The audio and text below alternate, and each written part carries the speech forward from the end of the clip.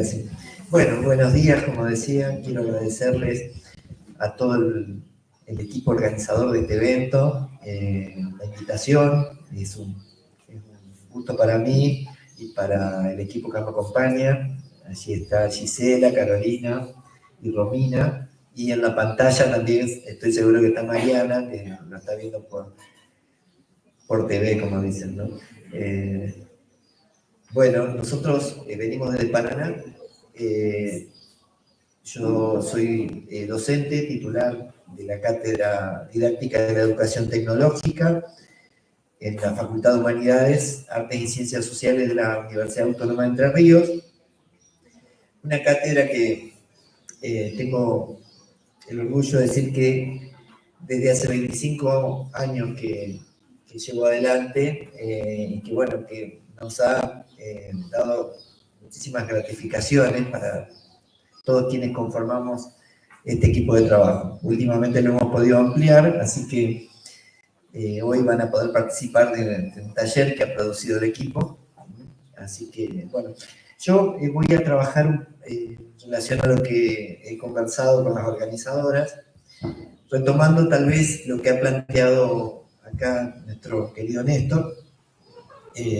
Me acordaba, Néstor, cuando vos hablabas de los satélites, hay un material que elaboramos para secundaria sobre las comunicaciones, un material que se llama, está en un sitio entrama.educacion.gov.ar, que, bueno, justamente trabaja todo el tema de las comunicaciones para trabajar en secundaria de un modo, digamos, como corresponde, no para primer grado. Tal.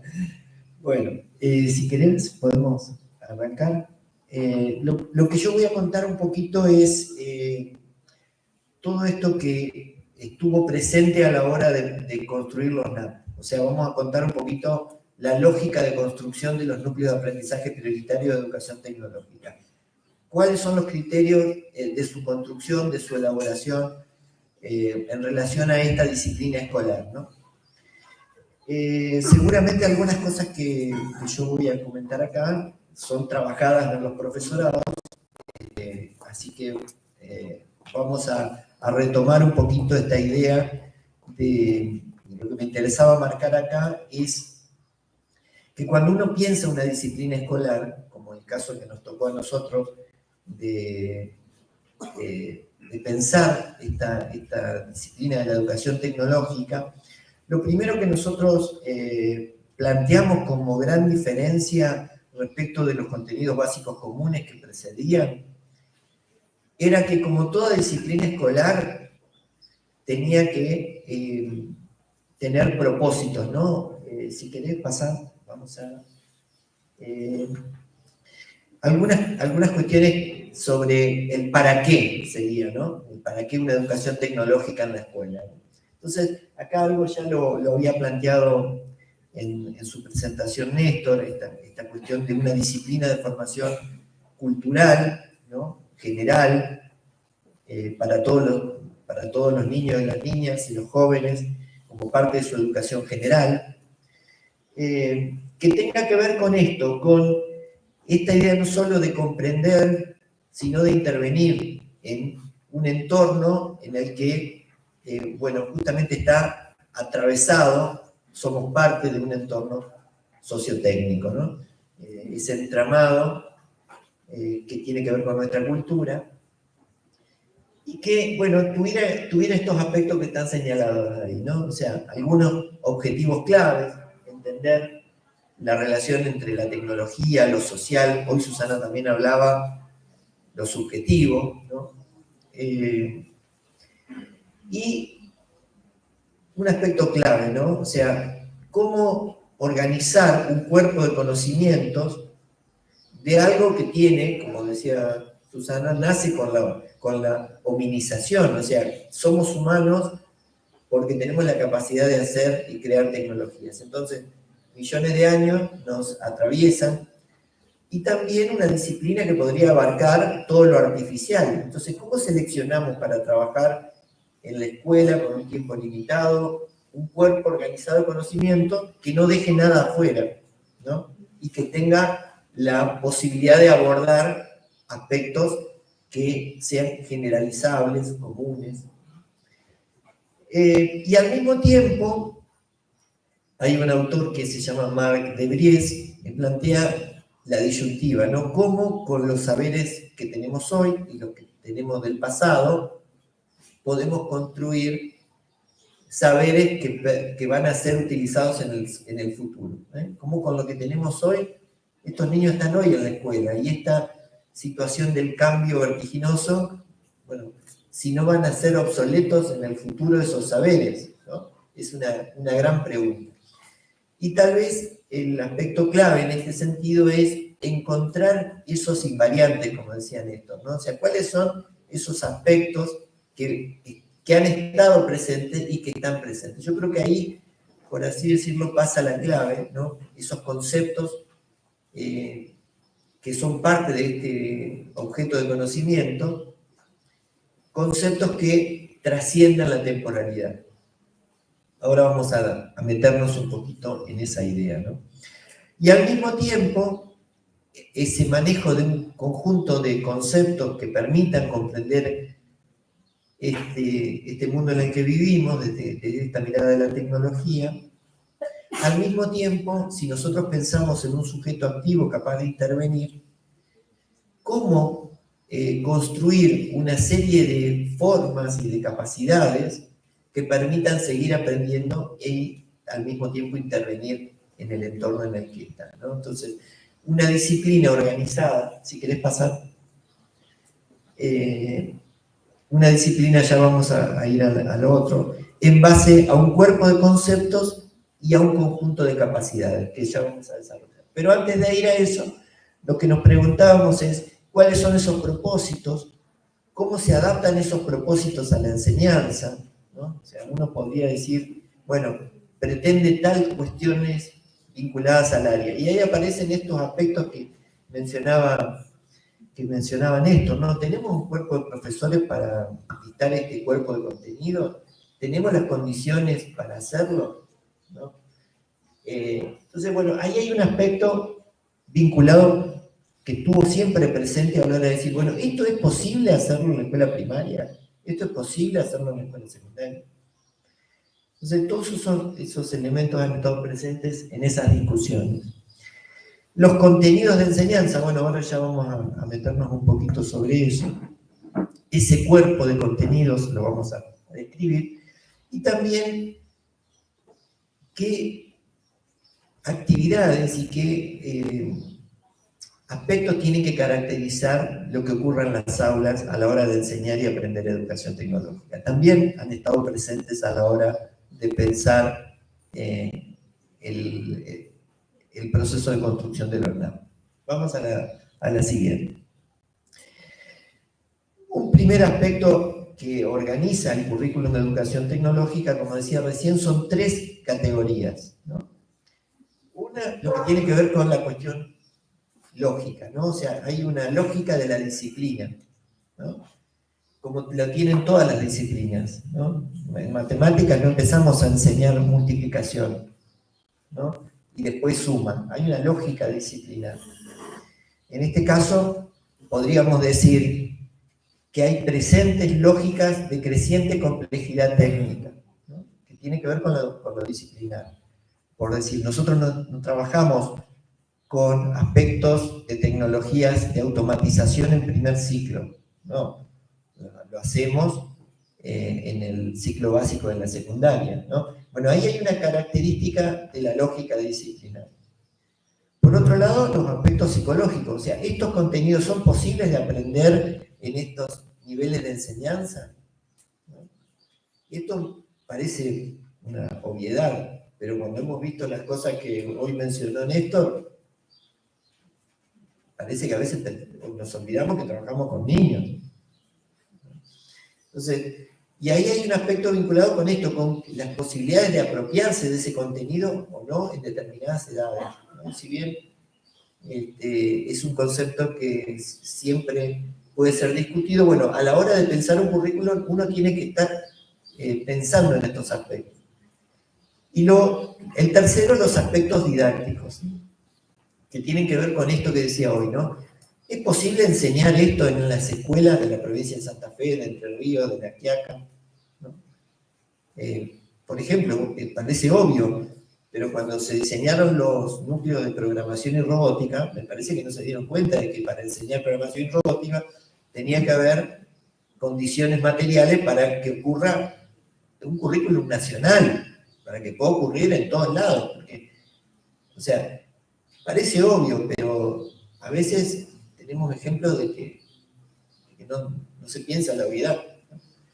Entonces, bueno, ahí son tres aspectos que necesariamente tienen que estar presentes cuando se construye cualquier currículum, ¿no? O sea, muchas veces los aspectos lógicos no son directamente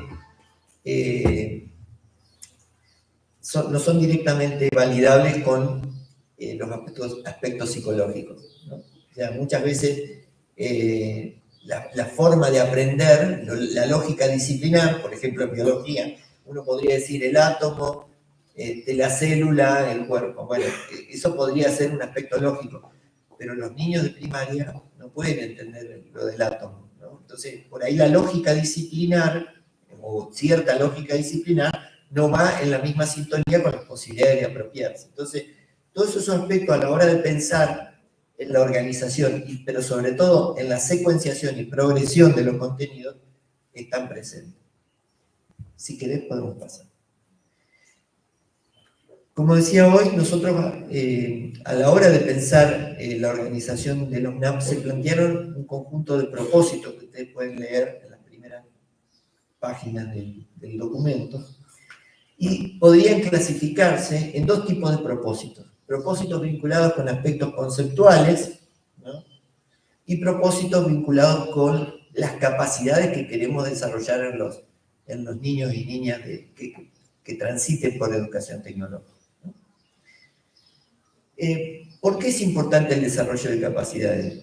Porque justamente permite esta posibilidad de que los chicos puedan intervenir en el mundo, puedan seguir aprendiendo, ¿no? Puedan no solo ser usuarios de las tecnologías, sino que puedan crear tecnologías. Y eso es sumamente importante hoy cuando se hablaba de las cuestiones de la alfabetización, ¿no? Cuando surge el concepto de alfabetización científica y tecnológica, surge en el concepto de la Guerra Fría. ¿Y surge por qué? Porque la carrera de los países que estaban en esa línea notaban que para poder desarrollar las nuevas tecnologías tenían que tener una base alfabetizada, sobre todo en ciencia, ¿no? Entonces, a partir de los 60, de los 70 aparece este concepto, y ahora el tema de alfabetización adquiere una dimensión más compleja, ¿no? Más amplia todavía.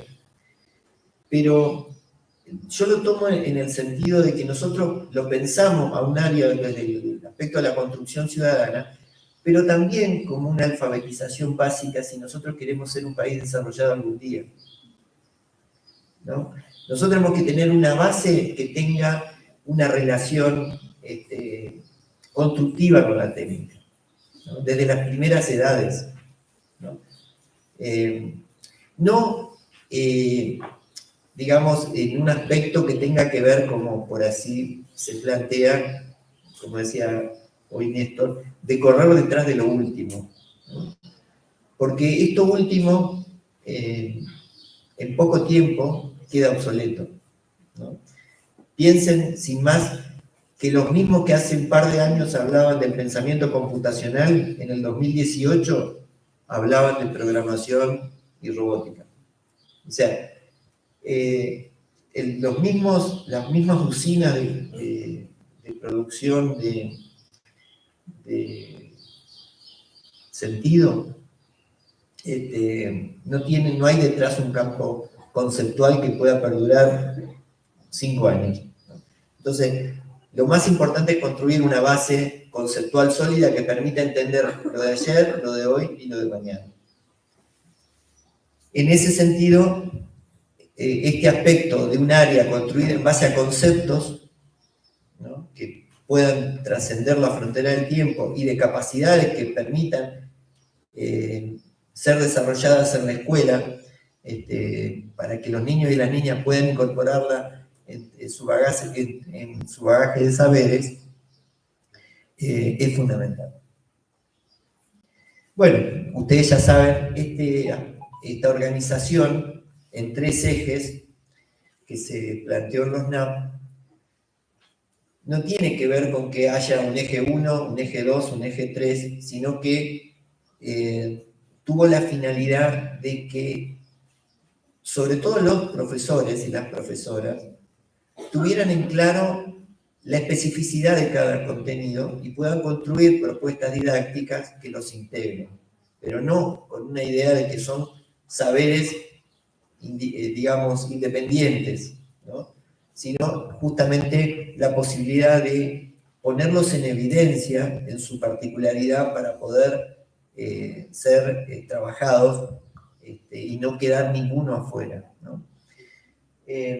Los 2 primeros tienen que ver con aspectos propios del campo de las tecnologías, ¿no? O sea, los procesos, los medios técnicos, podrían decirse que estuvieron siempre presentes en el cuerpo de saberes de las técnicas, de las ingenierías, pero decimos nosotros, si es una disciplina de formación general y cultural, no puede disociarse la técnica de lo social, ¿no? Entonces, en ese aspecto, el eje de la reflexión, donde hay 3 conceptos, continuidad, cambio y diversidad, como conceptos fundamentales, permiten, por así decirlo, dar lugar a el necesario trabajo sobre el fenómeno sociotécnico y sobre todo sobre los aspectos que están presentes, tanto en procesos como en medios, de estas cuestiones vinculadas con lo social y lo cultural. Acá vamos a ver algunos de los criterios que presentan los NAP respecto de los criterios de secuenciación, ¿no? En principio, la idea del conocimiento como construcción individual y social, ¿no? Ya después vamos a ir a tomar algunos ejemplos propios de los NAP y los vamos a analizar. Otro aspecto que tiene que ver con la secuenciación, que está presente allí, es esta idea de los sistemas sociotécnicos, ¿no? Entonces, nosotros en primer ciclo vamos a ver que los contenidos giran en torno a la idea de los sistemas persona-producto, ¿no? Por eso hay actividades vinculadas con los soportes manuales, ¿no? Pensemos en la tecnología como compuesta por 3 elementos, ¿no? Los soportes, los procedimientos y los conocimientos. Y ahí trabajamos alrededor de esta relación del hombre con la transformación directa de los materiales y de la elaboración, como decíamos, de algún producto o resultado, ¿no? De manera directa. Entonces, estos sistemas en donde el hombre transforma de manera directa los materiales para producir un objeto, un artefacto, un bien deseado, le llamamos proceso persona-producto. Ya en segundo ciclo vamos a trabajar los sistemas persona-máquina, ¿no? Donde aparece todo el tema de la mecanización, ¿no?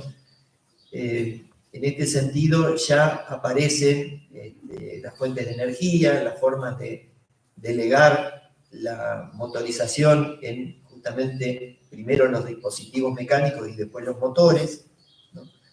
Y sobre el final de la primaria, yo sé que acá en Santa Fe tienen 7º, a diferencia de Entre Ríos, donde tenemos 6 años de primaria, aparece esta idea del control automático, la automatización, como parte de estos procesos, ¿no? Y ya sobre secundaria, el final de primaria acá en Santa Fe y secundaria, deberíamos estar alrededor de sistemas sociotécnicos máquina-producto, ¿no? Donde el hombre ha delegado los procesos de control en dispositivos automatizados. Entonces, esto está presente en los NAP y ustedes lo van a ver, y habla de los contextos sociotécnicos donde se deben dar los contenidos, ¿no? Donde deben transitar los contenidos. Ese es un criterio que está allí presenten los NAP, y bueno, cuando uno lee los NAP puede entender por qué determinados saberes están en quinto grado y por qué otros están en primero, ¿no? Otra cosa, parece una obviedad, pero a veces en secundaria vemos procesos persona-producto. No deberíamos estar trabajando con ejemplo de procesos artesanales, como le llamamos, en secundaria, ¿no? Entonces, me parece que ahí creo que los primeros custodios de la disciplina son los profesores de los profesorados y los egresados de los profesorados. Así que esos aspectos, seguramente cuando ustedes van a las escuelas encuentran estas cuestiones, y creo que esa vigilancia que hablaba Néstor hoy, es importante que desde los institutos se promuevan. Y los otros aspectos también, vinculados con esa forma de secuenciación que decíamos hoy, las lógicas disciplinares. Trabajamos los materiales, en segundo ciclo ya aparece la energía, y sobre todo los procesos sobre la información, séptimo, primero, segundo año, como insumo principal, ¿no? Y ahí, bueno, respecto a los medios técnicos, ustedes van a ver en primer ciclo el trabajo con herramientas, la mediación, sobre todo, ahí hay un importante aporte de la antropología, ¿no? O sea, la antropología ha hecho importantísimos aportes sobre cómo fue ese proceso de construcción de herramientas y de instrumentos, ¿no? Entonces me parece que ahí podemos encontrar, bueno, ya tercer grado, cuarto grado, herramientas que incorporan dispositivos mecánicos, delegación de dispositivos de control, la incorporación de motores. Bueno, todo eso ustedes lo van a ver, han sido criterios de secuenciación de los NAP, ¿no? O sea, ¿por qué están en quinto grado y por qué no están en segundo grado? Sería para volverlo así. Y estos dos aspectos que decíamos hoy, yo traigo acá esta palabra que me encanta, ¿no? Estudiantar le llama Fertenbacher, ¿no? O sea, esta idea de que esto es lo que hace el alumno para apropiarse del contenido. Si bien no hay una única forma de aprender, no hay un único método, hay métodos que creo que son más pertinentes para determinados tipos de contenidos, ¿no? Entonces, no da lo mismo trabajar, explorar, experimentar, diseñar, si trabajamos contenido de educación tecnológica, que completar una fotocopia, ¿no? O que clasificar en una lámina, ¿no? Entonces, el qué y el cómo tienen una vinculación importantísima, y eso es lo que nosotros propiciamos, y pensamos que es un modo de pensar la didáctica específica coherente con el modo de construcción del conocimiento tecnológico, a nivel individual y a nivel histórico. Eso Abel Rodríguez de Fraga ha hecho enormes aportes, ¿no? El conocimiento tecnológico es un tipo de conocimiento peculiar, ¿no? Que tiene formas de construcción que son propias, diferentes al conocimiento científico, que tiene sus propias dinámicas y que es, como decía, a nivel individual y a nivel social, tiene sus peculiaridades. Entonces, la didáctica creemos que tiene que acercarse al modo en que suceden las cosas en las aulas, debe acercarse a ese modo en que los humanos hemos construido el conocimiento tecnológico a nivel, en toda nuestra historia, ¿no? Uno de los aspectos claves que señala Fraga es que el conocimiento tecnológico tiene una característica que es la reflexión sobre la acción, ¿no? Eso ha estado siempre presente, ¿no? Desde el diseño de los primeros artefactos, ¿no? Y el cambio que han sufrido es producto de reflexionar sobre esa cosa y poder volverla más productiva, más eficiente, ¿no? Nosotros en la cátedra trabajamos en las primeras clases con las primeras puntas de flecha o piedras talladas como aspectos para construir herramientas o armas, ¿no? Y podemos ver que el otro día estuvimos en el Museo de la Facultad y les mostrábamos dos piedras talladas que parecían iguales o con muy poca diferencia entre una y otra. pero entre una y otra había 150.000 años de diferencia. ¿Qué había cambiado ahí en ese tiempo? No era la forma de ese objeto, sino el conocimiento procedimental que generación tras generación había puesto en ella para volver filos cada vez más precisos, lograr múltiples funciones, porque esa herramienta al principio era para destacar animales, después pasó a ser multifunción, porque servía como arma, servía para despellejar, pero también para digamos, cortar, ¿no? Entonces, ¿qué había pasado ahí? El objeto era muy parecido uno con otro, pero había un profundo desarrollo del conocimiento procedimental entre un objeto y el otro, ¿no? Tal vez con tiempos muchísimo, pero muchísimo más acelerados, vamos a encontrar cosas en estos tiempos, ¿no? Que traen consigo saberes que han estado presentes hace cientos o miles de años y que hoy están allí en cada cosa que usamos, ¿no? Tal vez hoy notamos la aceleración de esos cambios, pero una de las cosas que vamos a ver es que esa delegación también tiene que ver con la delegación que generaciones pasadas nos legaron a nosotros, ¿no? Nosotros usamos cosas que contienen saberes de generaciones que ni imaginamos, pero que están acá, ¿no? Acá. Puede haber sido producido por una máquina automatizada donde no haya habido un hombre participando, pero contiene saberes milenarios, ¿no? Esa es otra característica del conocimiento tecnológico, ¿no? Que no está basado en revoluciones, sino que está basado en la construcción de conocimientos que les preceden. Eso es muy importante, ¿no? O sea, se asienta sobre saberes que otros construyeron antes. Y en este sentido, volviendo a la frase de Fertenmacher, me parece importantísimo que lo que nosotros pensemos como actividades en las clases tenga que ver justamente con pensar si ese modo que le proponemos a los chicos para apropiarse de ese saber es coherente para el contenido que vamos a trabajar. Bueno, aquí la querida Silvina Horta-Klein plantea esto también, ¿no? Que acabamos de decir, ¿no? Hay modos que son, creo, más pertinentes que otros para aprender determinados contenidos, ¿no? Bueno. Y acá hay un esquema que hemos elaborado hace un tiempo de cómo nosotros pensamos que se construye el saber tecnológico en la escuela, o cómo se relacionan estos aspectos, ¿no? ¿Cómo pensamos nosotros el aprendizaje de los saberes tecnológicos? Primero, nosotros creemos que deben representar un desafío para el sujeto. O sea, tiene que siempre haber algo nuevo para aprender, para incorporar a ese esquema de saberes, que tiene que movilizar el deseo de aprender. Nadie aprende si no lo desea, ¿no? Entonces, ahí está la demanda cognitiva. O sea, nosotros tenemos que generar actividades que los demanden, que movilicen esas estructuras cognitivas de los niños y las niñas. Siempre un desafío. Por eso hablamos de la resolución de problemas. Pero en un sentido amplio yo llamaría la problematización.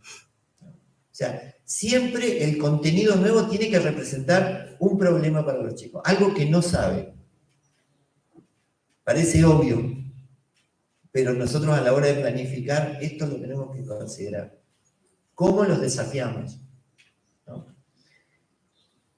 ¿Y cómo los desafiamos? Y ahí aparece esta idea de cuál es la actividad más pertinente en ese proceso, ¿no? Y ahí aparece esta idea de estudiantar que decía Fertenmacher, ¿no? ¿Qué van a hacer los chicos para apropiarse de eso?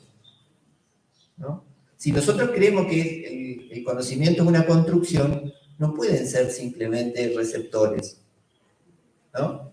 Tiene que haber una movilización del sujeto en relación a esa problematización que le planteamos, ¿no? Entonces, contenidos que permitan representar un nuevo saber a ser incorporado a esa estructura conceptual. problematización presente, actividades coherentes, ¿no?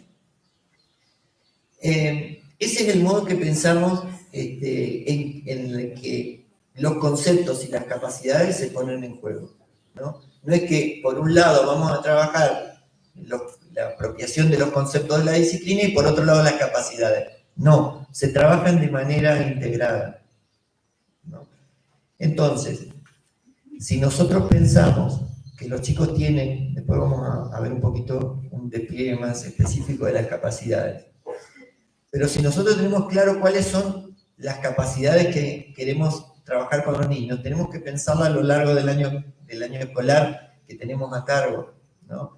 Entonces, si nosotros queremos desarrollar un conjunto de capacidades, nuestras actividades no pueden ser siempre resolución de problemas de diseño. Tendremos que pensar las actividades en función de las distintas capacidades que queremos desarrollar, ¿no? Habrá el desarrollo con la lectura crítica, habrá la actividad de representación, habrá actividad de resolución de problemas, ¿no? Ahora vamos a ver esto. Entonces, siempre en esta lógica entre que el contenido, la actividad y la capacidad que deseo promover tienen una lógica interna que hace a esto, de la coherencia, porque nosotros pensamos que es el modo coherente en que se ha construido el conocimiento tecnológico, por eso lo llamamos coherencia epistemológica. ¿Sí? Así como nadie aprende a andar en bicicleta con un manual, ¿no? Creo que nadie aprende tecnología memorizando textos, ¿no? Entonces, hay una coherencia que creemos que tiene que estar presente no solo en el tipo de contenido, eje, subeje, ¿no? Y de este modo no se descarta ningún tipo de actividad ni ningún método, porque un artículo de diario donde se lea determinados aspectos sociales, determinadas culturas, determinadas tecnologías de época, puede ser un texto histórico, perfectamente puede ser pertinente para el saber que queremos lograr, que es reflexionar sobre las relaciones sociales en torno a una producción.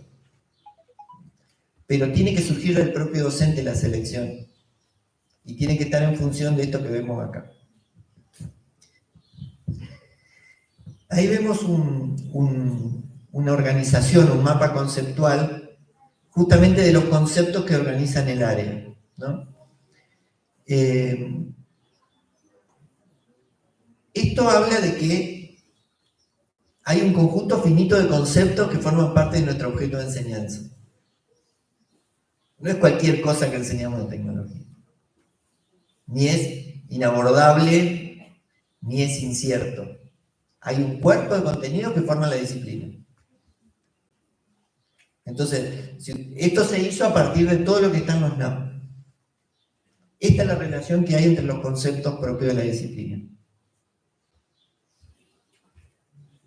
Hay otra para... Y acá están relacionados también los tres ejes, ¿no? Vamos a la siguiente, vamos a ver ahí el segundo ciclo, ¿no?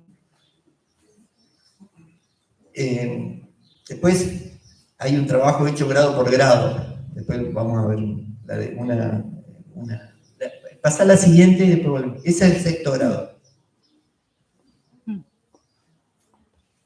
Entonces yo como maestro sé que tengo que enseñar eso en sexto grado. ¿Cómo? Los colores diferencian los ejes. Pero digo, para cuando se piensa que tecnología es algo incierto, no es incierto. No es incierto. Y por eso a mí me parece que nosotros estamos en condiciones de que no ocurra esto que parece lamentable que todavía ocurra, que entramos en una aula de tecnología y no sabemos si entramos en la escuela de acá y en la escuela de enfrente y parece que ocurren cosas diferentes.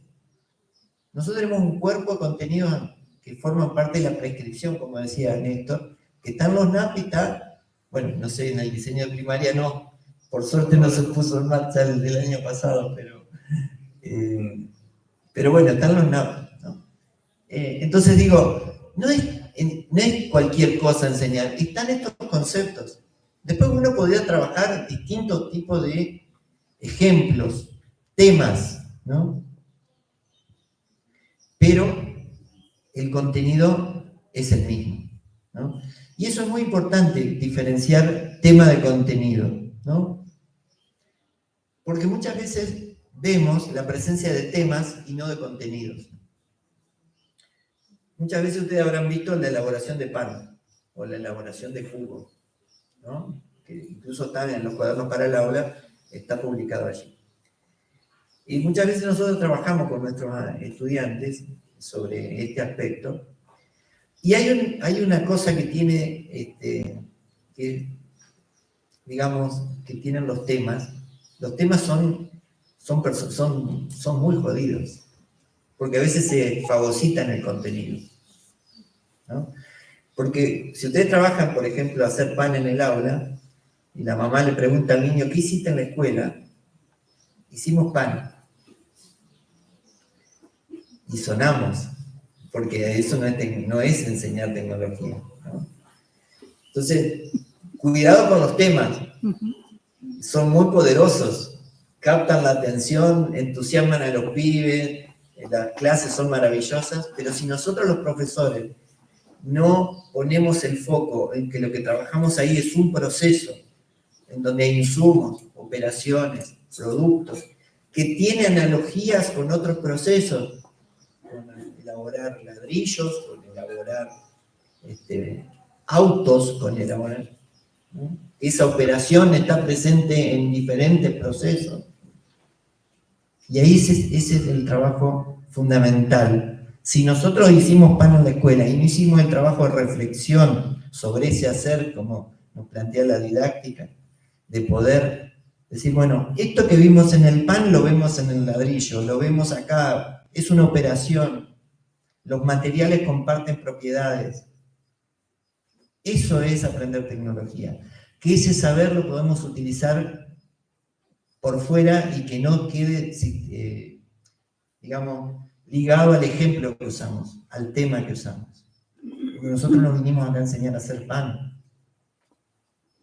Por eso es sumamente importante trabajar con este que tiene la provincia de Santa Fe, que me lo enteré hace poco, de los talleres. Me parece que es una oportunidad, como dijo Néstor, ¿no? Es una oportunidad muy interesante que podría revalorizar esto que ya tiene la provincia, que es el trabajo articulado de la escuela con esos talleres, ¿no? Pero encontrándole esta vuelta, porque si los talleres son catalogados simplemente como un lugar donde van a hacer sin pensar, como diría ahí la frase que puso Néstor de Dolina, en algún momento ese saber siempre es catalogado como un saber menor, como todos sabemos, ¿no? Las categorías de ciertas disciplinas y de ciertos saberes. Los saberes manuales siempre son menospreciados. Pero en ese saber hay una profundidad inmensa, ¿no? Y que tiene que ver con ciertas lógicas propias del conocimiento tecnológico. Pero es necesario poner en evidencia estos aspectos, ¿no? que señalábamos hasta acá. Entonces, nosotros tenemos, volviendo, nuestra disciplina tiene un cuerpo de conceptos delimitado, finito, ¿no? Esto es, como decía, sexto grado. Entonces yo como maestro de sexto, tengo que ver, a ver, cómo trabajo las relaciones sobre la parte superior del mapa, cómo trabajo las otras, cuáles son las actividades pertinentes para que construyan estas ideas básicas sobre esos conceptos, ¿no? ¿Cuáles son las actividades? ¿Cómo me voy a organizar para que esto ocurra en un año? Entonces, no es un trabajo con una incertidumbre total, ni que cada año va a ser una historia nueva, ¿no? Tengo ya organizado ese cuerpo de saber. Vamos a la siguiente. No, volvemos a la siguiente. No, ahí está. Vamos a la otra. Sí. Y ahí tenemos algunas de las capacidades que, así como nosotros tenemos un cuerpo de conocimientos conceptuales, por llamarlo de alguna manera, que tenemos que desarrollar en tecnología, esto también es nuestra obligación, están los propósitos, ¿no? capacidad de identificar y analizar problemas técnicos y evaluar diferentes alternativas de solución, capacidad para planificar y gestionar proyectos, capacidad de representar información técnica a través de un lenguaje, y la capacidad de analizar procesos, sistemas, artefactos, capacidad de modelizar. Y si las articulamos con las anteriores, que tiene que ver con el pensamiento crítico, ¿no? Entonces, si nosotros tenemos, por ejemplo, estas son algunas de las capacidades que solo están presentes en educación tecnológica, nosotros tenemos que pensar cómo articulamos estas capacidades con los conceptos, ¿no? Entonces, las actividades, si volvemos al círculo, van a tener que estar en relación a estos mapas y a estas capacidades. Vamos a la siguiente. Y acá vemos un ejemplo de los NAP, que volvemos al tema de la secuenciación, ¿no? Acá vemos los aspectos conceptuales, ¿no? Esto, vemos que en cuarto grado, el trabajo con herramientas complejas, con mecanismos, el paso de la herramienta a la máquina, la incorporación de un motor, y el paso del control manual al control automático. Ahí hay una lógica disciplinar, si se quiere, ¿no? Y como están presentes en el eje 3, ahí aparece el verbo reconocer, ¿no?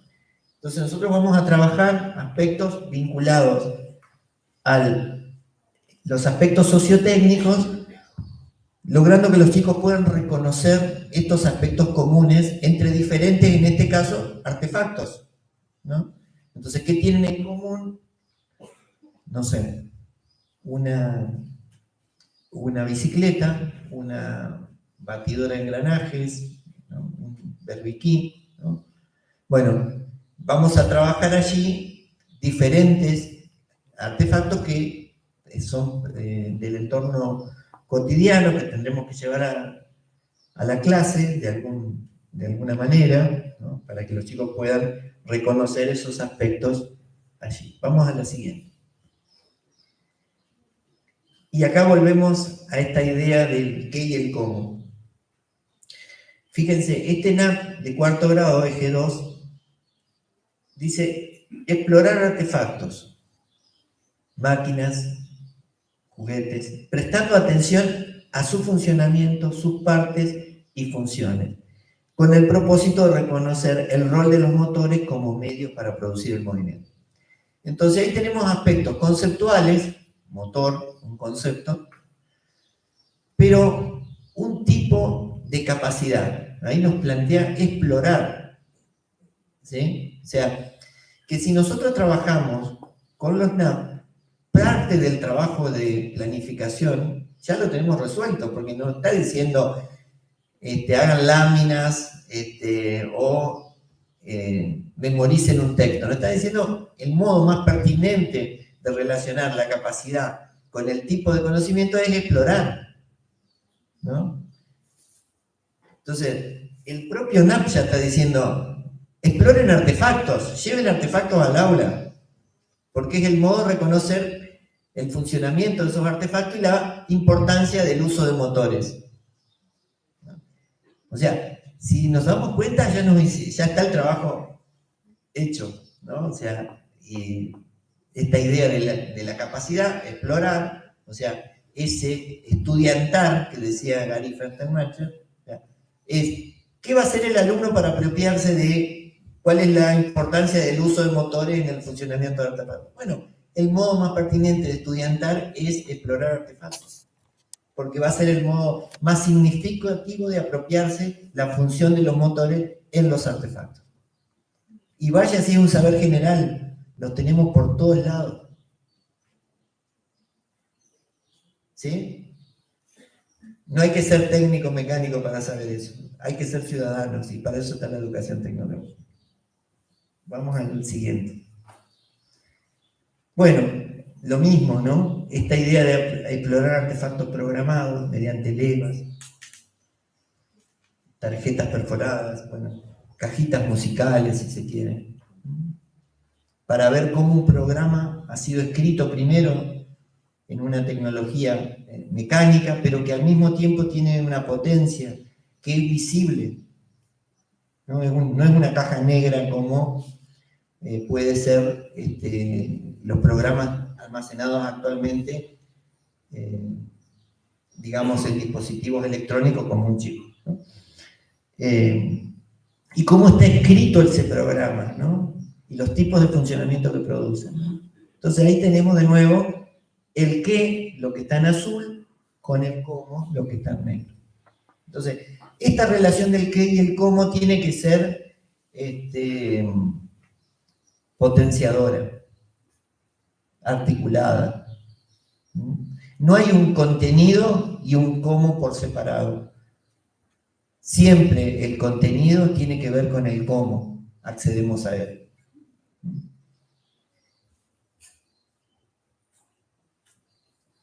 Bueno, acá tenemos otro, por ejemplo, respecto al eje de procesos, identificar las relaciones de dependencia entre operaciones, a fin de reconocer cuáles de ellas deben ser sucesivas y cuáles pueden ser simultáneas.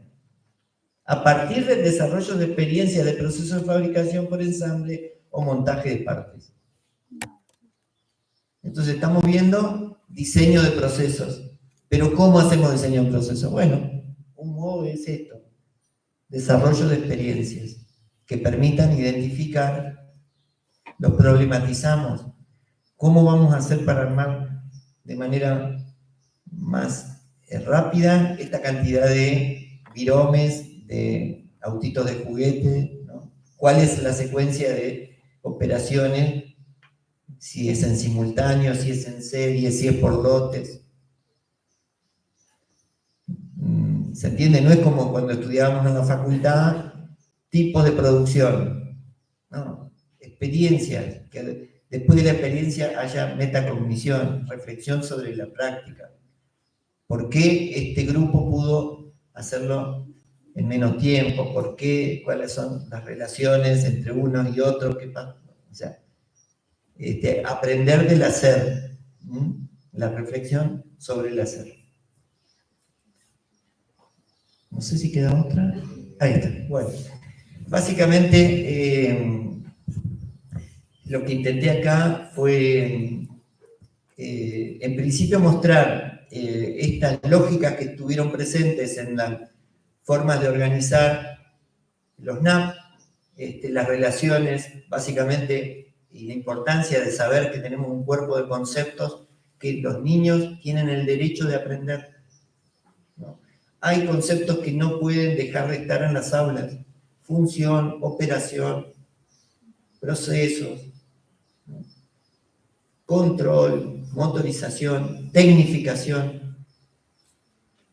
No pueden no estar presentes, están prescritos. Entonces, nosotros como maestros tenemos la obligación de hacerlo porque está prescrito, pero sobre todo los chicos tienen el derecho de aprenderlo. No puede ser que porque vayan a una escuela y haya un buen maestro lo puedan aprender, y porque vayan a la escuela de al lado y se omitió no lo... Estamos vulnerando ese derecho de ser ciudadanos de este tiempo, de este tiempo en donde ese saber sobre la tecnología es fundamental. Es fundamental porque nosotros, dentro de los aspectos clave del área que nos fueron mencionados en la primera diapositiva, tiene que ver con el control social de la tecnología. Nosotros tenemos que ser capaces de producir un control social sobre esas tecnologías. Nosotros tenemos que poder opinar, pero a partir de la información que tenemos, y una información sistemática validada, ¿no? Entonces, cuando nos pasa que hay fumigaciones alrededor nuestro, que hay procesos alrededor nuestro, tenemos que poder analizar, ¿no?, todos los aspectos que hacen ese proceso, ¿no? Yo siempre traigo un ejemplo que ustedes recordarán que hace unos años en mi provincia hubo todo un debate con las fábricas de las pasteras en el Uruguay, ¿no? Pero el conocimiento que circuló era absolutamente erróneo en ambos lados del río Uruguay, ¿no? Se decían papelera cuando eran procesos de producción de pasta de papel. Pero al mismo tiempo, ¿cómo podía ser que a pocos metros de distancia fuera un proceso absolutamente virtuoso para los uruguayos y fuera un proceso absolutamente nefasto para los entrerrianos. Hicieron que cortaran el puente durante meses o años, ¿no? Bueno, sin duda es que faltaba educación tecnológica en ambos lados de la orilla, y el control social sobre esa tecnología tuvo que ver con otros medios, como los medios de comunicación, no con la escuela ni con el saber de la población. Entonces, no somos los únicos que hacemos educación tecnológica. Hay otros que lo hacen, pero yo creo que es mucho mejor que ocurra en la escuela. Muchas gracias.